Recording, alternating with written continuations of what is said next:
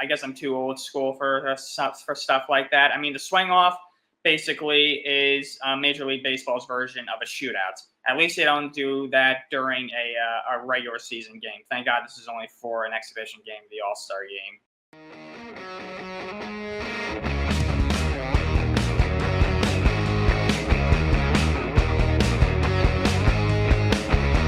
Hello, everyone, and welcome to episode 79, 8 of Hitting for the Cycle. My name is Ben Kruse, alongside my co-host Ryan Touhey. Ryan, welcome back, my friend. I know, of course, you were off last week. Hopefully, you enjoyed your time off and get the chance now to be back and reconvene. I do want to thank my host really quick from last week to join me. Our first guest, actually, Ryan, of the program, Gabby Hurlbutt, who does the stuff for the Locked On Red Sox podcast. So I got the chance to kind of pick her brain a little bit and talk some Sox. Of course, she's a Red Sox fan. And, it was a great overall interview I had with her last week. If you want to get the chance, of course, to watch it, of course, on Hitting for the Cycle on YouTube. But, Ryan, hopefully you're doing well, my friend. And this summer, man, is flying by like crazy. I mean, we're almost at the end of July, going into August. And next week, my friend, is trade deadline season. So we're going to get a lot into that in today's program.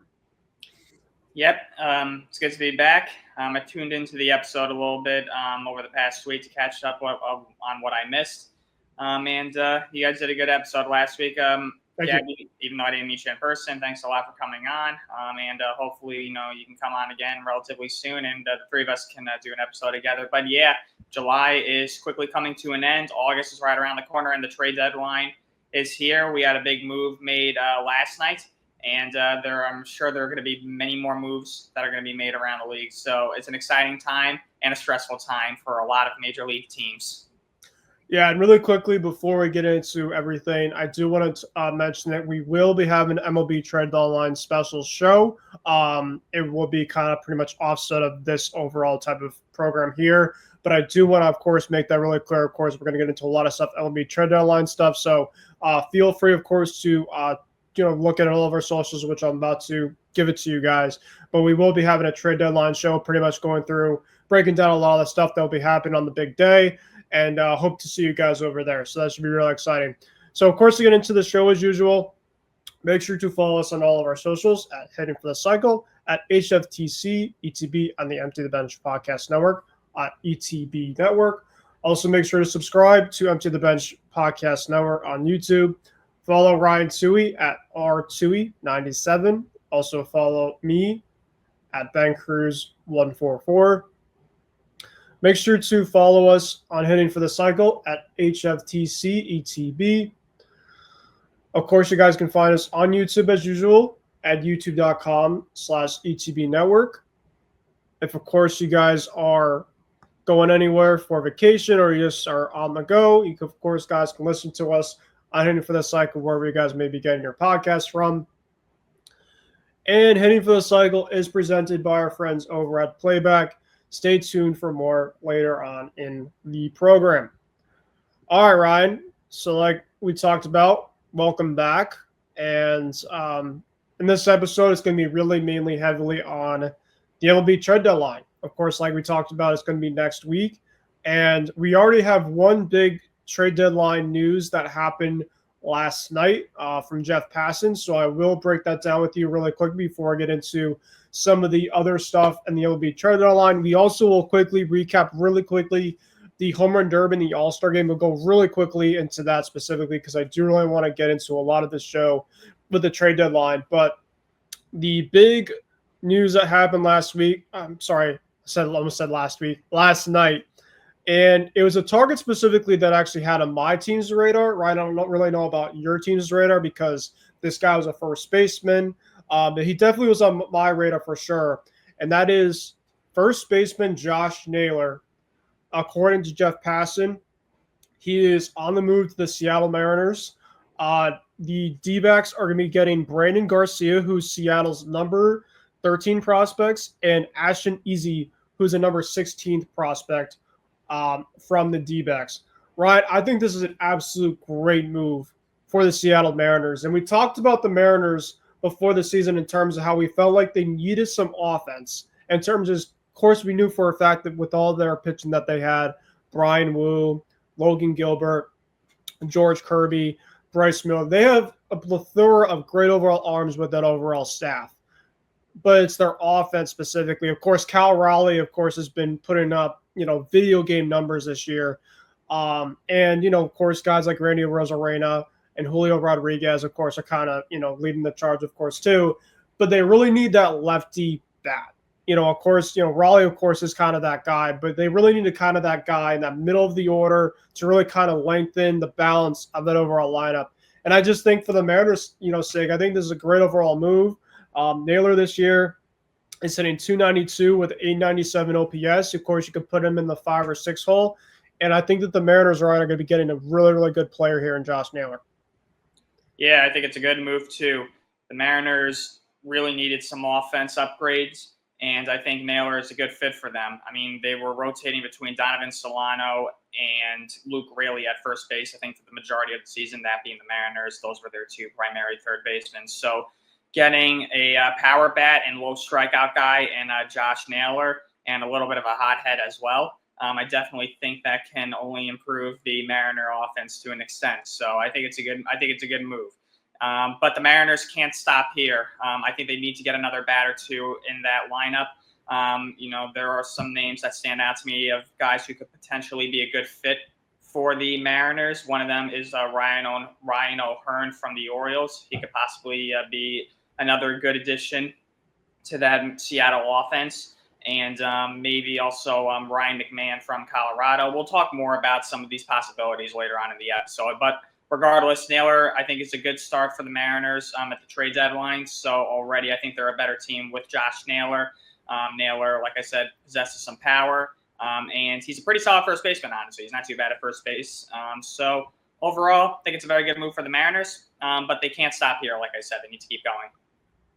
Yeah, and I actually did some work on the Josh Naylor move to Seattle. And apparently before he went to Cleveland last year, Ryan, the Mariners actually had interest in Josh Naylor. So they were able to kind of strike this deal the second time around. And I think, like you mentioned, the Mariners are so far from done. There is actually some rumblings of a guy that's going to be one of the most coveted free agent names out there on the free agent market that the Mariners could be going after, even after them getting the big move, at least so far in this MLB trade deadline, in Josh Naylor. So, of course, we'll be talking more about it later on in the program.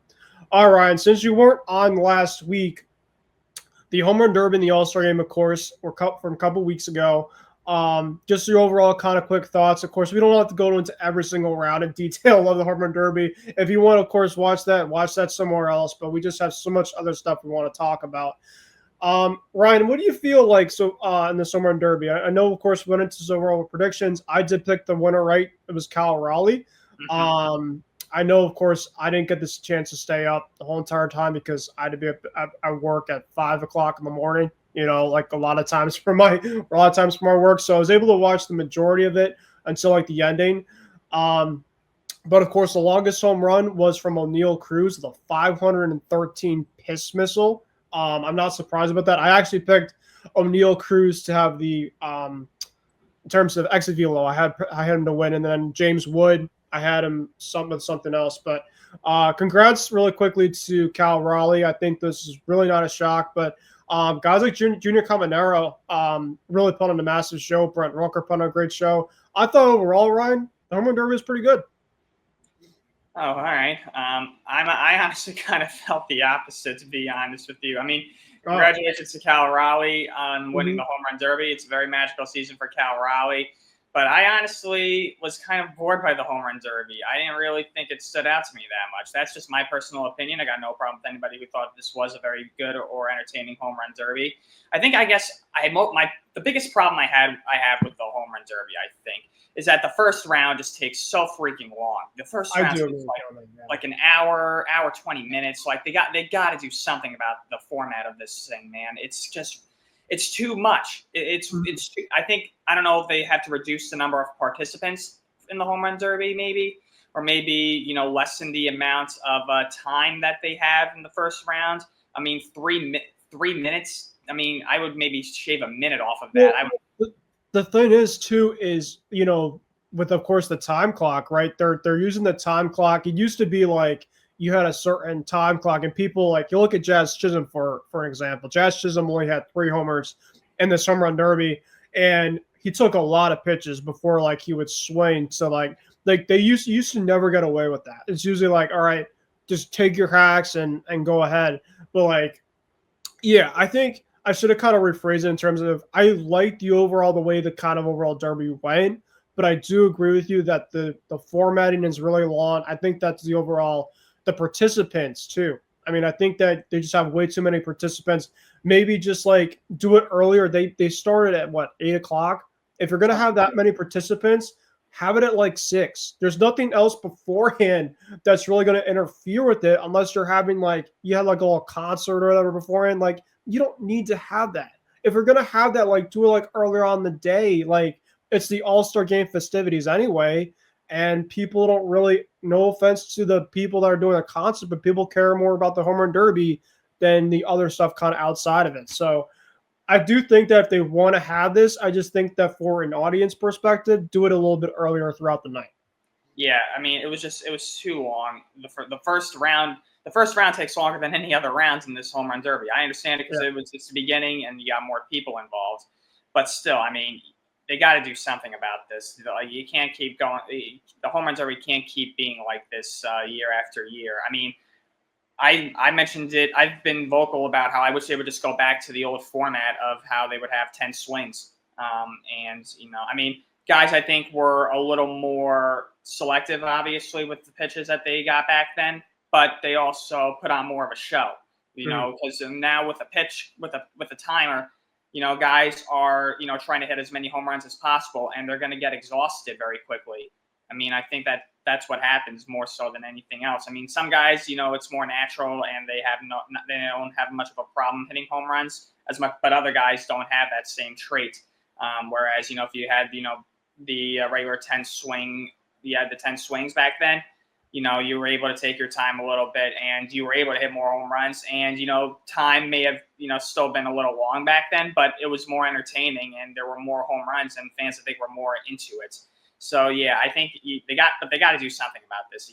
They can't just the home run derby format right now is very flawed, if you ask me. But regardless, congratulations to Cal Raleigh. He continues his magical season, and it's another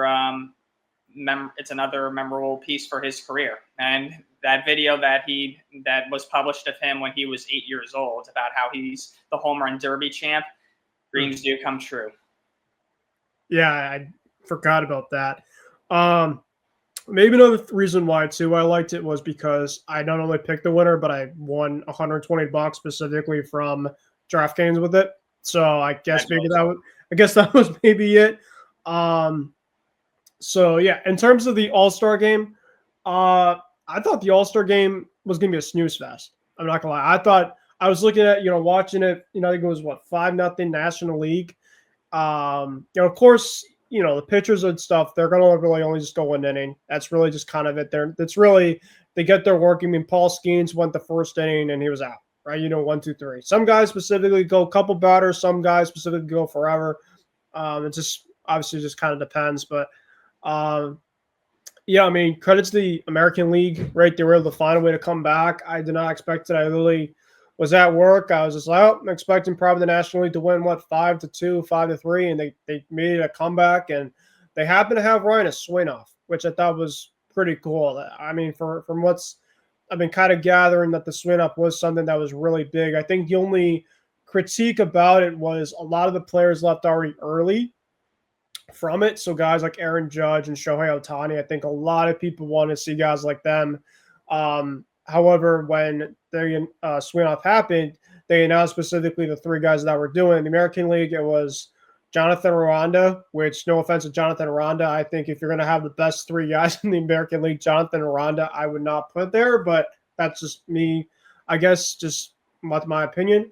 And then it was Randy Rosarena and Brent Rooker. Brent Rooker, I think, is a pretty solid choice. The other guys, I think, it was going to be more of a, whatever type of sake. And then nationally, you had Kyle Schwarber, Pete Alonso, and Stowers from the Marlins. Stowers, thank you. Yeah. Oh, by the way, has been raking so far this year with Miami, and give him credit for that. But I thought the swing off was kind of a really cool thing to have. And to be honest, between that and the home run derby, I thought the swing off in the All-Star game, if he had to go between the two, Ryan, in terms of what I enjoy in terms of chaos moment, I would have to go with the All-Star game and the swing off, to be honest. I'm ambivalent towards the ending of the All-Star game. I guess I'm too old school for stuff like that. I mean, the swing off basically is Major League Baseball's version of a shootout. At least they don't do that during a regular season game. Thank God this is only for an exhibition game, the All-Star game. But regardless, I'm still an old school baseball fan. I prefer them to just keep playing a little bit more. I understand it's the All-Star game, and there's nothing on the line anymore when it comes to this, and they want to preserve the health and the well-being of the Major League Baseball players that are involved in this. So I understand why they did it. And it was entertaining. I will give it that. It's just not my cup of tea. But, there are worse things to complain about. But the All-Star game itself, I thought, started off very slow. National League, took a big lead. The American League came all the way back, which was pretty cool to see them put up a fight. And then, like you said, the swing off, it definitely was entertaining. And Kyle Schwarber was the guy who won it for the National League. And the National League came out on top, winning 7-6, thanks in part to the swing off. So, it was a historic moment for Major League Baseball in general. Overall, the All-Star break, I mean, I would say the highlight for me probably about the All-Star break was the fact that the players wore their regular uniforms, and there were no designated jerseys. I was not a fan of those, and those seem to have gotten uglier with each passing year. I was getting more and more. I just wanted them to go back to wearing their regular uniforms, and I'm glad that Major League Baseball reverted back to that. So, yeah, it was entertaining. There's no doubt about it. But yeah, the swing off's just not my cup of tea. And it's fair because, it's obviously it's a newer type of thing that they're trying to do. And, of course, there's people that just prefer, of course, just the regular going straight through and playing. But, like you mentioned, there's just nothing on the line anymore. So I just think that's another reason to it. Hitting for the Cycle is presented by Playback. Watching sports is more fun with others, but we spend too much of our time watching alone. Playback is a virtual space where communities can stream live sports together with everyone perfectly synced up. Creators can hop on stage, deliver their own play-by-play analysis and commentary, and invite viewers up for Q&A. Playback makes watching sports fully interactive and a social experience, from playing fantasy sports, repping your favorite players and teams, and watching with the commentators and communities you care about. Win or lose, sports are best enjoyed together. Join our community by going to playback.tv/CGB Network to find out more, including our live stream schedule. And now back to the show. The MLB trade deadline rumors, rumblings, and who are buyers and sellers. So, of course, Ryan, I feel like we've talked about the MLB buyers and sellers pretty much at a pretty good rate at this point in time. But now it's really you know who you are, right? So I'm going to do a quick standings for everybody because we haven't done it in a while, and I think it's pretty critical when it comes to the buying and the selling for the teams. So in the American League East, leading the way, up 4.5 games, is the Toronto Blue Jays at 61-42. And second place, the New York Yankees at 56-46, 10 games over, 4.5 back. My Boston Red Sox are 55-49, 6.5 back. The Tampa Bay Rays are 53-50 at 8 back. And the Baltimore Orioles are 45-57, 15.5 back in last place. In the Central, we got the Tigers in first, the Guardians in second, the Royals in third. The Royals are 3.5 back. The Twins are 4.5 back in fourth. And the White Sox are 37-66. But heck, the White Sox, give them credit, right? I feel like 37 wins is going to be a massive ask for them last year. So give them credit. They only won 41 last year. Yeah, exactly. So they're only 4 games back of what they have from last year. So I give them credit. American League West, the Houston Astros leading the way. Not a shocker there at 5 up. To the Seattle Mariners, who are 5 back. They're 55-48. Texas Rangers are 53-50 in third place. The Rangers are actually playing really good balls of late. They're 8-2 in the last 10. The Mariners actually playing pretty good ball too. They're 7-3 in their last 10. The Angels are 49-54. 4-6 in their last 10. And the A's are 43-62, 18 back. They're in last place at 4-6. Moving over to the National League, the New York Mets have now taken control of first place, but only by half a game up on the second place in Philadelphia. They're 58-54. Miami's in third place. Give them credit to the Marlins, Ryan. The Marlins are still kind of, I mean, they're out, but they're not like completely out, which, you know, in the past years, it's kind of been that way for them. The Marlins are 48-53. The Braves have really just had a really tough year. They're 44-57. They're in fourth place. And the Nationals are 41-61. They're 20 games out. 20 games, from 500 last place. Quickly, Central, Brewers in first, Cubs in second. So the Cubs are only one back. The Reds are 53-50. The Cardinals are 53-51. The Cardinals are starting to slide a little bit. They're 3-7 in the last 10. And the last place is the Pirates at 42-61. They are 4-6 in the last 10. They are 19.5 games back of first place. And to conclude, we got the LA Dodgers in first place, but don't let the Dodgers at first place fool you. They have not been playing great baseball. Hopefully, my Red Sox get them at the right time, as Ryan and Alex were talking off air about that. Well, we'll talk about the Dodgers a little bit, but don't let that record fool you. They're only actually 5 games up. Which I feel like, you know, a couple weeks ago, I feel like the Dodgers are probably up more like 10-15. Padres are 5-5. They really haven't been taking advantage of the Dodgers slide, to be honest, but they're in second place. The Giants are in third place. They're 3-7 in the last 10. The D-backs are 50-53. Of course, they are going to be sellers after what happened yesterday. And there's obviously some more, you know, transparent stuff from that. And Ryan, there's another team that is really, really bad, that has a really nice stadium. They play in the Rocky Mountains, and that is the Rockies. They are 33.5 games back, Ryan. So I guess the comeback begins today. No, I'm just kidding. All right. So, Ryan, let's dig deep into the American League leaders and the wild card. So the reason why we're going to go through this is because there's a pretty good glimpse in terms of the playoff picture, right? And the wild card will kind of determine our buyers and our sellers. So, of course, in the American League, we got, of course, the Blue Jays, we got the Astros, and we got the Tigers. Those are kind of the 3 teams that kind of leading the way. In the wild card as of right now, the first team right now is the Yankees. They're 2 games up. And the 2 teams back right now currently are the Mariners and my Red Sox. The Red Sox and the Mariners are 2 – well, the Mariners are 1.5 games back. I think we're fully at 2 games back behind you guys. And then, Ryan, you look at the American League, right? The outside teams looking in. Tampa Bay, 1.5 back. Texas, 1.5 back. Cleveland is only 3 back. So that's a really interesting type of team to watch out for because there's a lot of teams that are going to want some of their players, which we're going to talk about very, very shortly. And then in the National League, the playoff picture looks as follows.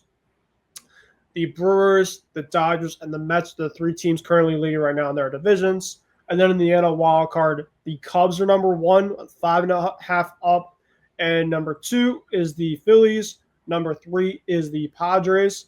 The National League, outside looking in, the Giants are only one game back. The Reds are 2 back, and the Cardinals are 2.5 back. But the Cardinals have been struggling a little bit because the Cardinals were in one of those wild card spots for a while. Okay, that's that. So, Ryan, how about we talk about some players to look out for and maybe do some trade deadline predictions. So, where do we want to start? All right, why don't we take a look at the teams that we know for a fact are going to be buyers in the American League. So we'll start with the 3 division leaders, I guess. I think that's probably the best way to start. So the Blue Jays, the Tigers, and the Astros, like you mentioned, they are the respective division leaders in the American League. And I think let's start with the Astros, actually. I want to start with them. Yeah. So the Astros right now, sitting atop the AL West, they are not dead. They are still very strong, and they are well on their way to capturing yet another division title. The Astros last year, kind of a disappointing season, even though they still won the division, but they only won 88 games. But it looks like they might win more than that this year. They're a very strong team. You know, the Astros have a good mix of youth and veteran talent on that team. But if I'm the Astros, I'm looking at adding some starting pitching more than anything else. Their pitching, their rotation. I mean, Hunter Brown has had a great year. I mean, he was discussed in Cy Young voting. I don't think he's going to win the Cy Young award, but he's still a name that's been brought up from time to time in that category. Framber Valdez has had a resurgence this year, and it's a great thing for him personally because he's a free agent at the end of the year. So he's going to be getting a nice paycheck going into next season, wherever he ends up going. But after that, the Astros rotation is pretty thin.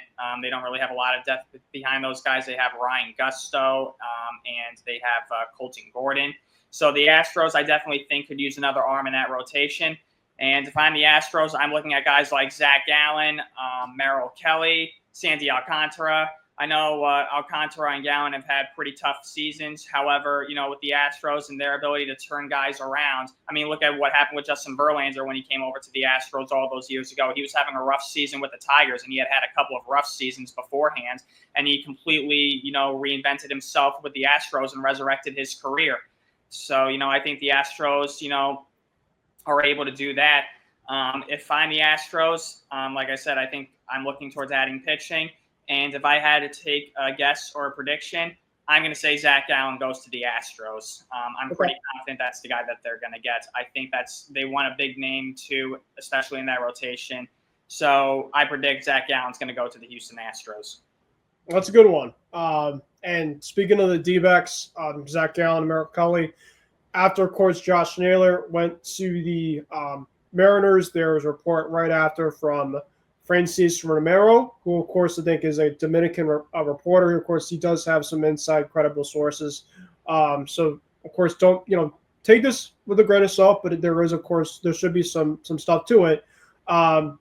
He did report that the D-backs are reportedly going to be selling at least 5 to 6 more players after Josh Naylor has moved on. So, of course, guys like Zach Gallen and Merrill Kelly, a lot of those two guys really are two coveted guys. But, want to roll out even Ketel Marte and, Perdomo, right? Or Corbin Carroll is probably, untouchable. But, yeah, I mean, you look at the D-backs, and they're going to be really open for business for a lot of their guys. But I do like that, Ryan, a lot. This Zach Gallen to Houston. For me, I think they're going to get a starting pitcher and a middling starting pitcher and a third baseman, because I did read, or I was hearing about Isaac Paredes.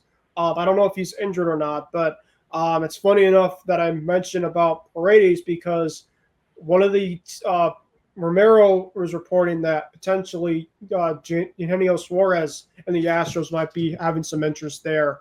And you, of course, put him in that lineup with Yordan Alvarez potentially coming back, and we're talking potentially World Series with the American League. If you put Suarez, especially with the pull side swing that he has in the short port on the Crawford boxes, I mean, he would just put in numbers left and right with what he's doing over there. For me, I'm going to go with either Seth Lugo. So Seth Lugo, I think, has been a guy that's been tied with the Houston Astros, and then Zach Eflin from the Baltimore Orioles. I think two guys specifically that won't be, I wouldn't say cost as much because Gallen and Kelly probably won't cost a whole lot, but I think they're looking for someone that can give them innings because they already really have two aces already. I mean, Gallen specifically, I don't know if he's that ace material, but it could be pretty much act as like a number 2. So I think that they're going to be kind of going more of like a number 3, kind of 2, like hybrid swing guy.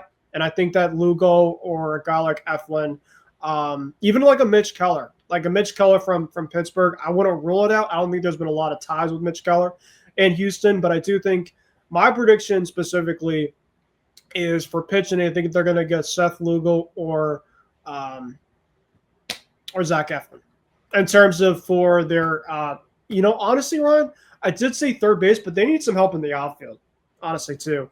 I think the one guy to look out for the outfield is going to be Cedric Mullins. At least in their outfield, I know that they, of course, had Jake Myers. They got Trammell.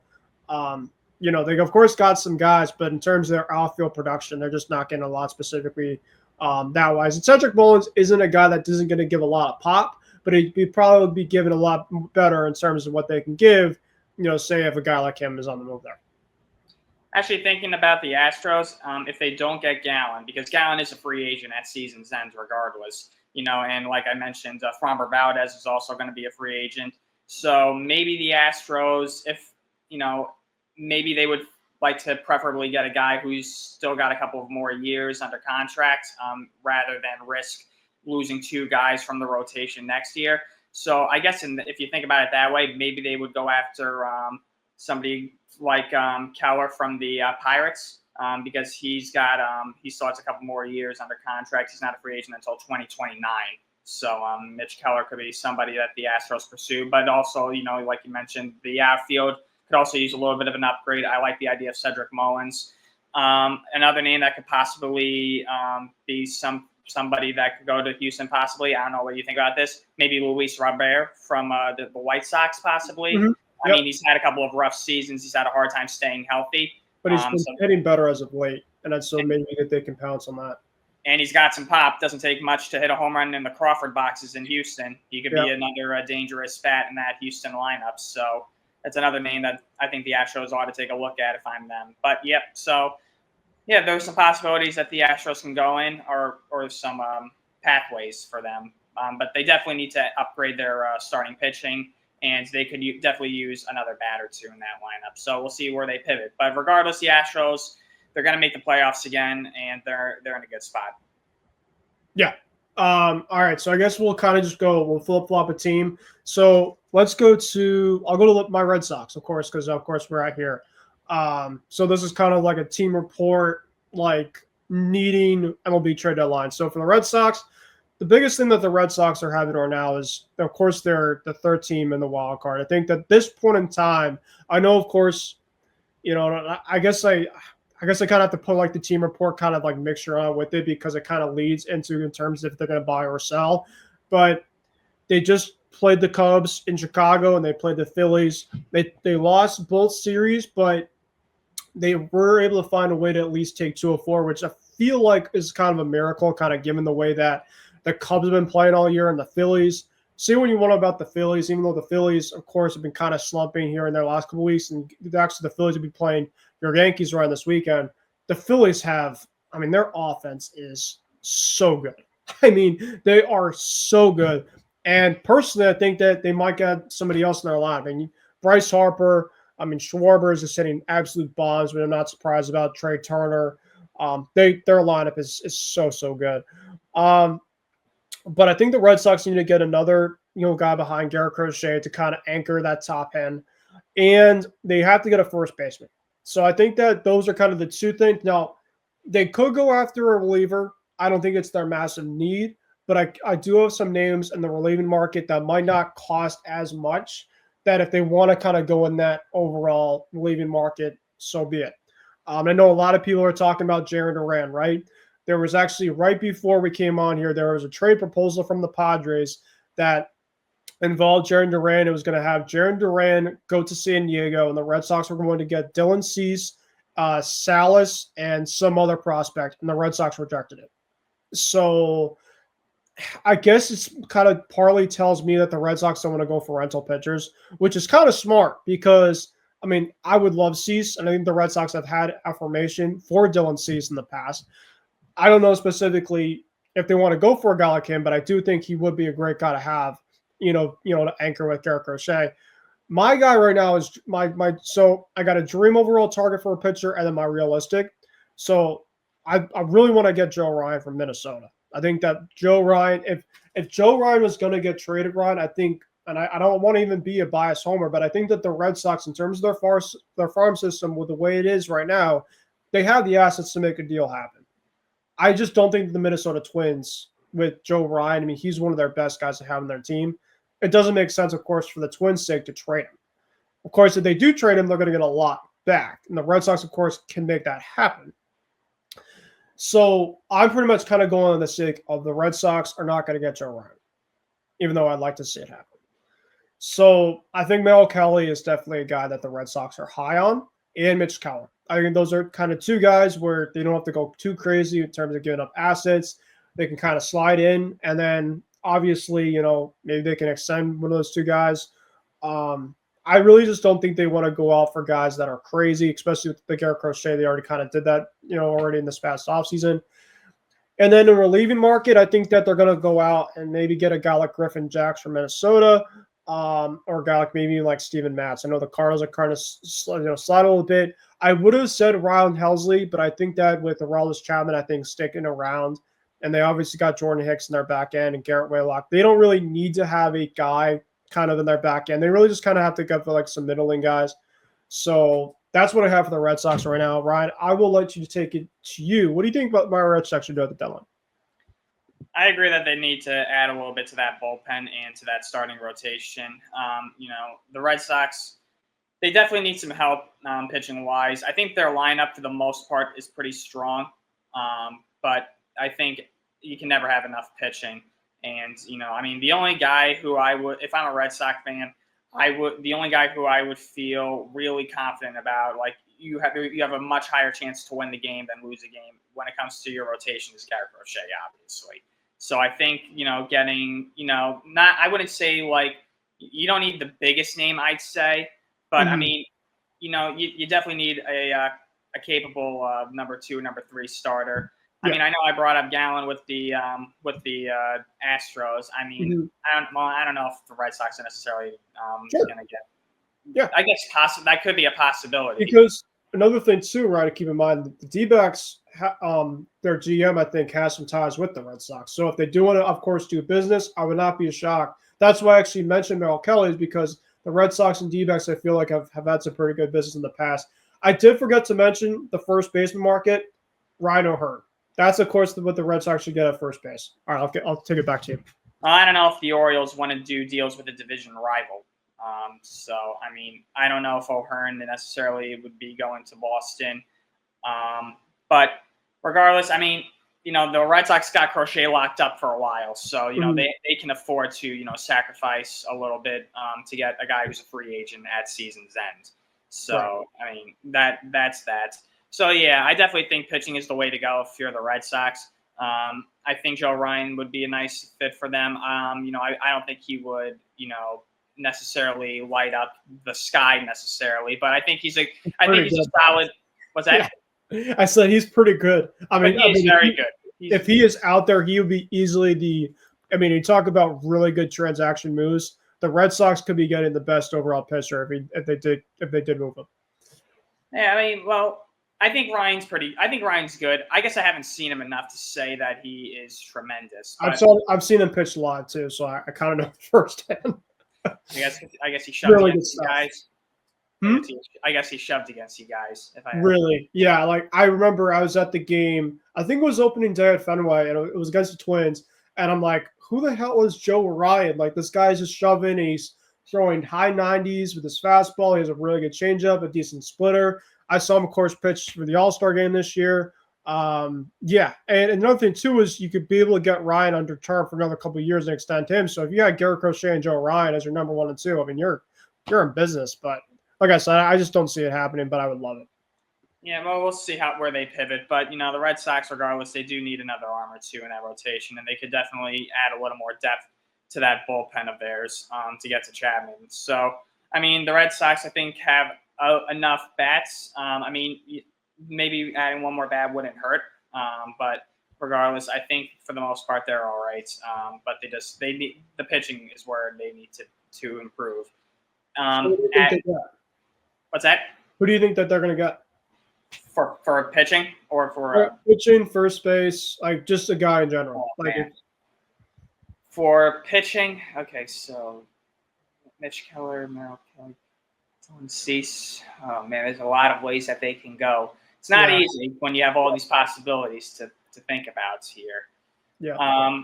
If I had to guess, you know what? I'll make you happy. I say they got Joe Ryan. Let's go. I hope you're right. I think they'll get Joe Ryan. I think that kind of sounds like a natural fit, honestly. Do you think Joe Ryan would be on that trade if that happened? I'm sorry? Jarren Duran. Do you think that the Jarren Duran would be in that trade if that did happen? I think the Red Sox are going to try everything they can to keep Jarren Duran. I really think. I agree. Yeah. I don't think they that would be like asking, all right, you took my arm. Do you want my leg? Do you want my eye? Like, what else do you want? Yeah. I think the Red Sox, the Red Sox have a loaded farm system. I think they're willing to, sacrifice a little bit of the farm system for guys. And I think, based on, the way that their farm system is, I think they have enough resources to obtain a big name at the trade deadline. So I don't think they'll. I don't think Jared Duran's actually. I don't think he's going anywhere. I think he's going to stay put in Boston. Okay. Red Sox already gave up already traded Rafael Devers this year. I don't think they are. I think they're going to try to keep the rest of this lineup intact. So yeah. Okay. So yeah, and in terms of first base, I know that you said that's another need of area for upgrade, especially after. So Ryan, how about this name, and maybe you could say this guy, because I've maybe seen this potential name floated out. Nathaniel Lowe from Washington. The guy specifically is only making about, I think, 6 to 8 mil. He plays a decent first base. He's a lefty bat. So the one thing about the Red Sox is they want to hopefully maybe get somebody that's a righty first baseman, but I don't see that. I mean, a one that I think nobody's talking about is Ryan Mountcastle. I mean, Ryan Mountcastle's name been kind of floating out there. He's a righty bat. I think his swing would be great for Fenway. I have not really heard that name for a lot of this deadline, so I don't see that happening. And then Josh Bell. Josh Bell, I think, is another guy too that I feel like he's just always out in the market. So maybe those two guys can maybe be some options too. Well, I mean, Bell, I think would be. I think Bell could possibly be a good fit for the Red Sox because he's a switch hitter. He could definitely take advantage of the monster in left hand, the pesky pole in right. So I think that could definitely be a way for the Red Sox to improve their. And he's hitting well right now too, which you always like to get some guys that are really kind of hitting well right beforehand. That could be on the move, like Luis Robert. I think his value could be a little bit better. Josh Bell, his value could be a little bit better. Just kind of given the overall recent stretch too. So I mean, yeah. Yeah. All right. So I mean, we'll see. The Red Sox have some options, but they gotta be creative more than anything else because they're still. It's an interesting scenario that they're in. They're in the second wild card spot right now, if I'm not mistaken. Sure. So, I mean, and, the Red Sox, got off to kind of a slow start in the second half. So, I mean, you're hoping that, they're able to, stay consistent like the way they just got to withstand this really tough schedule. I mean, you got the Dodgers. The Twins. You go to Minnesota, and the Twins aren't great, but you can't, let go with a rope. I mean, we can get beat by anybody, but I mean, the Twins specifically are a team that we should at least be able to take 2 or 3 from. And then we got Houston. So Houston, of course, is going to be a really tough one. So it's not going to get any easier. And we just kind of have to, stay afloat because in August, it should be a little bit better. Yeah. I actually want to talk about. Oh, I'm sorry. You want to go to your Yanks now? And I actually want to go to the Blue Jays first because, because you know what? The Blue Jays, my God. What a season they've had. They are I was wrong. They are great. My God. I mean, I into our preseason predictions, I had them finishing second in the AL East, and I thought Vladdy would win the MVP. I mean, I don't think Vladdy's winning MVP right now, but I mean, this Blue Jays team is dynamite. They are a pain in the butt to deal with. I mean, they just took it to us at the Rogers Center this year. They took 6 or 7 games against us at the Rogers Center. And they've got a number 2. Their offense is deadly. They don't strike out at all. They work long at bats, and they put the ball in play more than anybody around the league. They've completely transformed their team this year. And, I don't know exactly, I guess they kind of changed their philosophy because, the offense is mostly the same from last year. But, a few key additions, I think, definitely benefited them. And I think they're also getting resurgent years from the guys like Springer. I mean, Springer's huge year. And then a guy like Ernie Clement. I mean, he specifically has just gone crazy. Addison Barger. I was watching the game last night with them against the Tigers, and the Tigers, their starter was going 4 or 5 innings shutout, just mowing them down. And then Toronto, I saw they tied the game, and then it was a 3-run homer, back-to-back homer, and then it was a complete blowout. I'm like, this team so far recently, I mean, you would think it was going to regress, Ryan, but I don't think it's going to happen. I just think that they have a lot of guys that can they essentially are able, a team, a perfect team that has enough star talent, and they can take advantage of a lot of other teams' mistakes. So they should be able to kind of be able to stay right there. The American League, of course, as a whole isn't great. So the Blue Jays, I think, should be able to be not only in the playoffs, but a team to be reckoned with also if they get some moves. Yeah, I mean, if you're the Blue Jays, you're definitely a buyer, no doubt about that. And I think the best course of action for the Blue Jays to go in is to add to that bullpen. More specifically, they need a closer. And I think getting Helsley from the Cardinals would be a perfect fit for them. If I'm the Blue Jays, that's the guy who I'm going after. I want a lockdown, filthy closer, and he's my guy who I'm pursuing. So if I'm the Toronto Blue Jays, I am going to pursue Ryan Helsley, and I think that is the missing key, if in my opinion, for the Blue Jays to be that much more of a dangerous team and to go far in the postseason, because they haven't really had a lockdown closer in years. I mean, they had Jordan Romano for a while, but Romano was always shaky. He never made it easy. Helsley's just so freaking filthy, and I think that he's the guy that the Blue Jays need to go after. So I think Helsley's going to be the Blue Jay at the deadline. If not Helsley, I forget. There's another closer out there. Johan Duran. Duran. Oh, Clase. I mean, Clase could be out there. Yeah, I think the Blue Jays need Blue Jays, in my opinion, their biggest needs a closer. So one of those three guys, I think, is going to be a Blue Jay by the deadline, and I think it's going to be Helsley. That's my guy.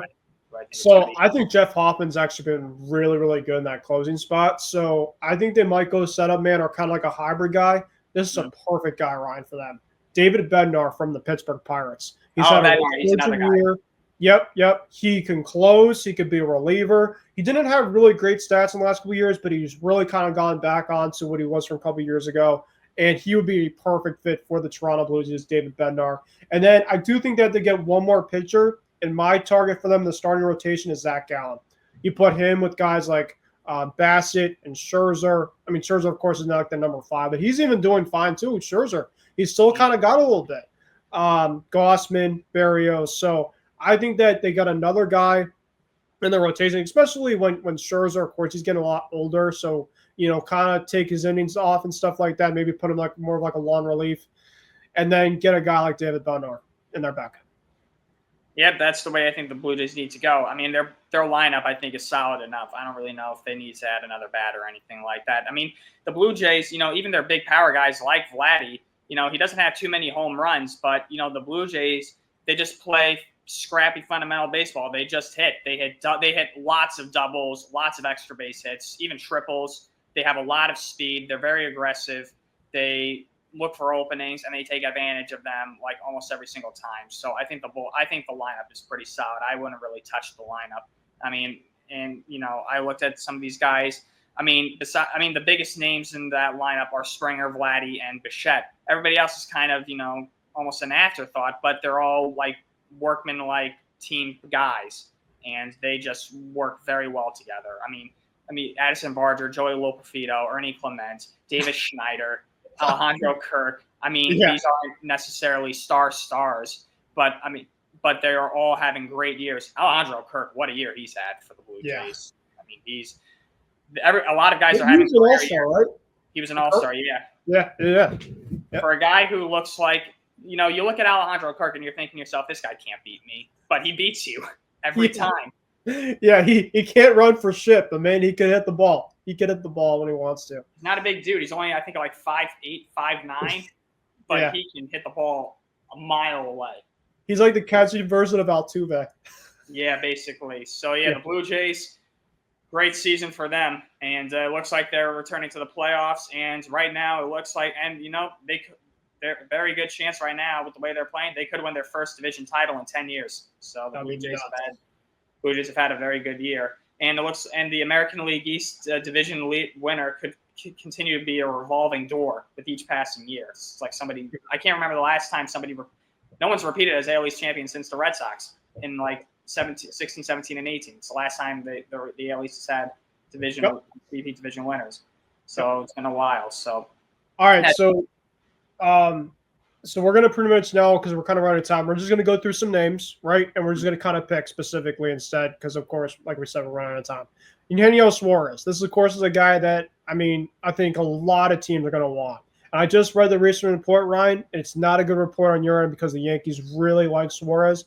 There's been a huge gap in terms of negotiations between Suarez and the New York Yankees. So with that recent report, of course, take it with salt, but of course Heyman just put that out during this time of recording.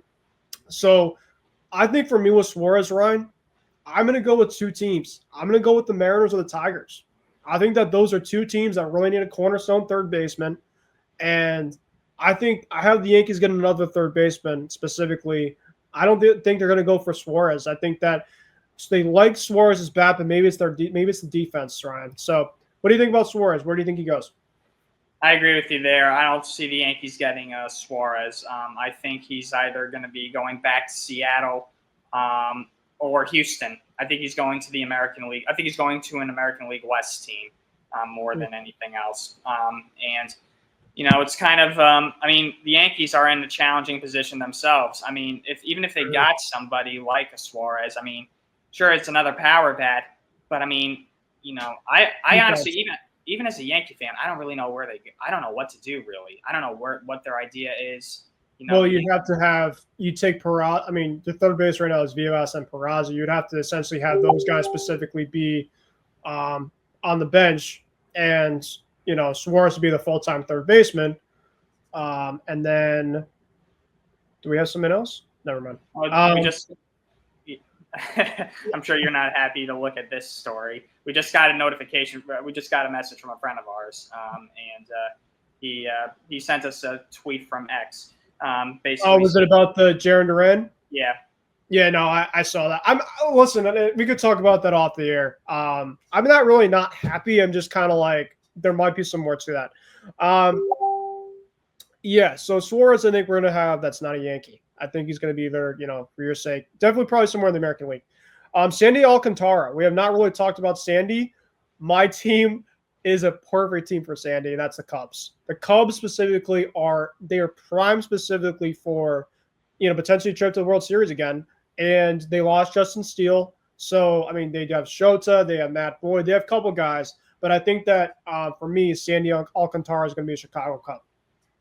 I see him going to one of two places, either the Cubs or the Dodgers. I think it's going to be the Cubs more so than the Dodgers, like you mentioned, because the Dodgers already have so many injuries with that rotation. I don't think they want to take on another guy who's had a long injury history as well. So I think Alcantara, higher chance he goes to the Cubs. Okay. Emmanuel Clase. Do you think he stays or do you think he goes? Oh, that's a tough one.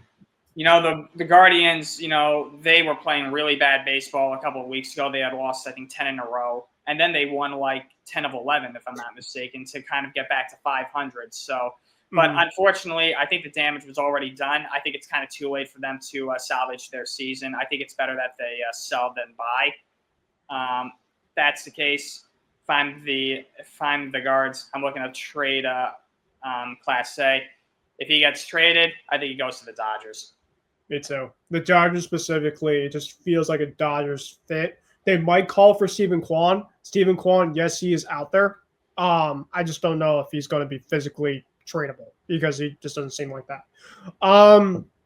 Okay, how about you have a name, for me? Let's see. Oh, God. Man, who the hell am I going to choose? All right, Ryan O'Hearn. Where do you think? Ryan O'Hearn, Red Sox. If not a Red Sox, though, I'm going to go with the San Francisco Giants. The Giants specifically, I think, might need a fit at first base. I mean, Dominic Smith, I think, is their first baseman. And no offense to Dominic Smith, but he's just not a first baseman full time. So that's what I have for Ryan O'Hearn. Okay. There's one more I actually want to ask. Yep. What about Ryan McMahon? Yankee.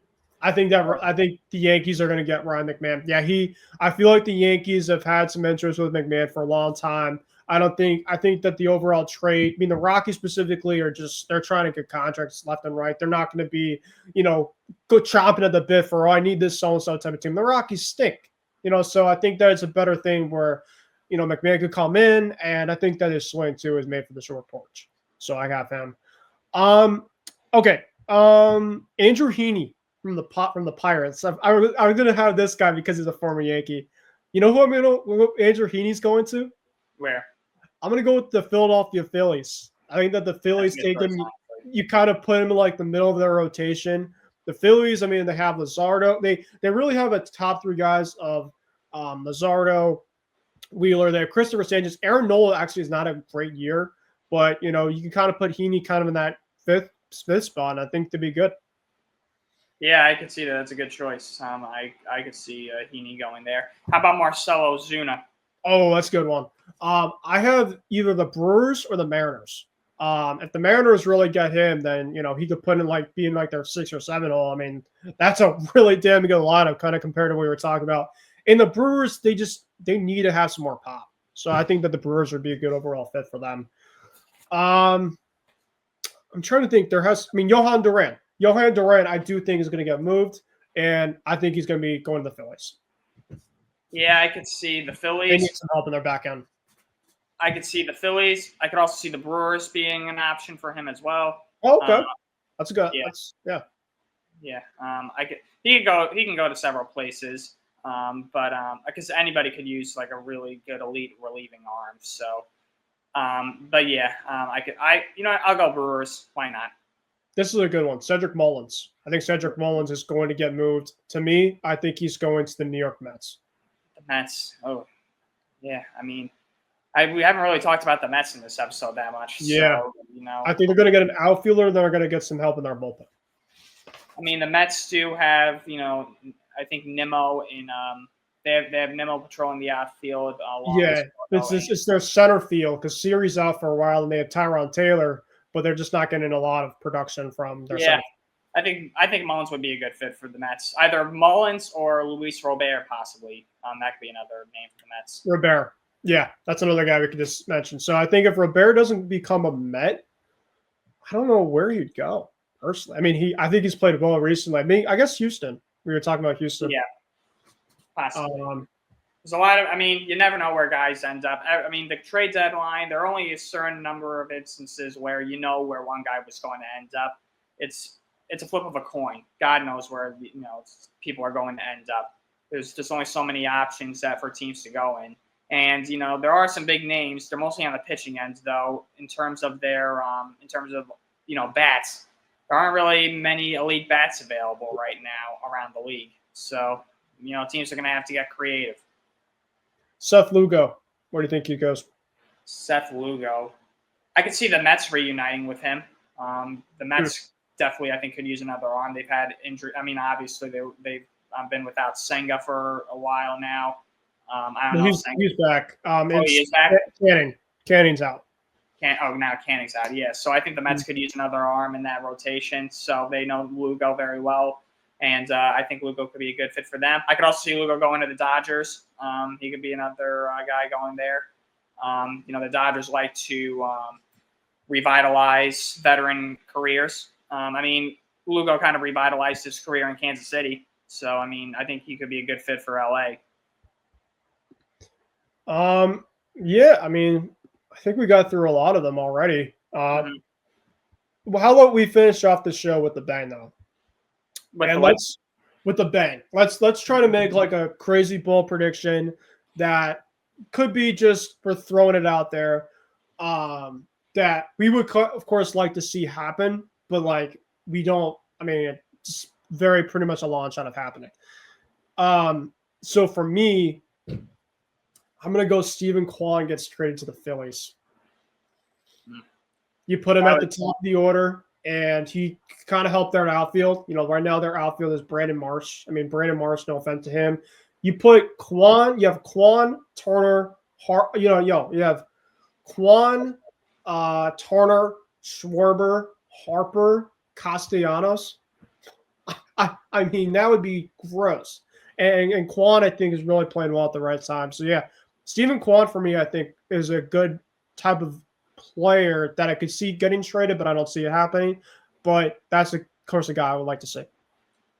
I highly doubt this would ever happen, but I'm just saying it because this has to be big, and this would be something that would make everybody's jaw drop on the floor. Emmanuel Clase to the Yankees.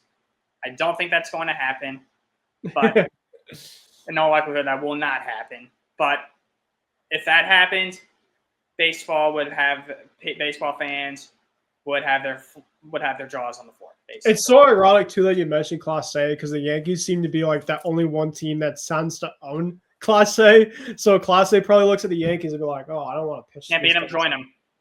You can't beat him, join him. Exactly.